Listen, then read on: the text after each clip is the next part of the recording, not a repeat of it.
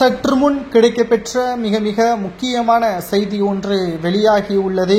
எடப்பாடி பழனிசாமி அவர்கள் பயந்து டெல்லிக்கு சென்றுள்ளார். குறிப்பாக எடப்பாடி பழனிசாமி அவர்கள் அதிமுக ஒருங்கிணைக்க வேண்டாம் என்ற முடிவில்தான் இருக்கிறார். ஆனால் செங்கோட்டையன், முன்னாள் அமைச்சர்கள், மூத்த நிர்வாகிகள், கிளை நிர்வாகிகள் அனைவரும் எடப்பாடிக்கு எதிராக இருப்பதன் காரணமாக தற்பொழுது எடப்பாடி பழனிசாமி அவர்கள் எடுக்கக்கூடிய முடிவுகள், டெல்லி பயணம் என்பது ஏற்கனவே அதிமுக ஆட்சி கவிழாமல் இருப்பதற்கு பாஜக தான் உறுதுணையாக இருந்தது என்பதையும் மேடையிலேயே தெரிவித்துவிட்டார்.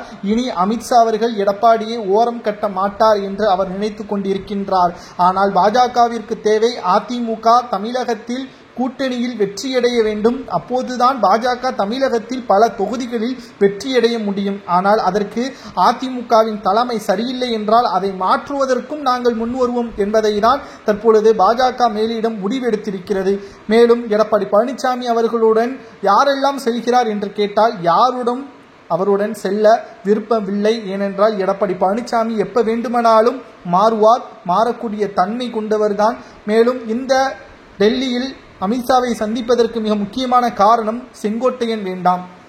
கட்சியில் வெட்டி பேச்சு பேசக்கூடிய, அதாவது அதிமுக ஒருங்கிணைய வேண்டும் என்று பேசக்கூடியவர்கள் யாரும் வேண்டாம் என்பதற்கேற்ப முடிவுகளை எடுக்க உள்ளார். நான் எடுக்கக்கூடிய முடிவிற்கு நீங்கள் யாரும் உள்ளே வந்து தலையிட கூடாது என்பதையும் எடப்பாடி தெரிவிக்க உள்ளார். நிச்சயமாக இது எடப்பாடியின் முட்டாள்தனமாகத்தான் நம்மால் பார்க்க முடிகிறது. ஏனென்றால் அதிமுக கட்சி வளர வேண்டும் என்றாலும், அதிமுக வெற்றியடைய வேண்டும் என்றாலும் தொண்டர்களது விருப்பமும் ஆதரவும் வேண்டும். ஆனால் எடப்பாடியின் முடிவை பொறுத்தளவிற்கு தன்னிச்சையாக மட்டும்தான் இருக்கிறது.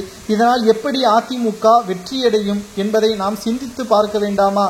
செங்கோட்டையனும் OPS, வைத்திலிங்கம், மனோஜ் பாண்டியன், சசிகலா இவர்கள் கூறுவது என்ன? உங்களை நாங்கள் கட்சியிலிருந்து விரட்டவில்லை. அதிமுக ஒருங்கிணைய வேண்டும், அதிமுக வெற்றியடைய வேண்டும், திமுக தோல்வியடைய வேண்டும்.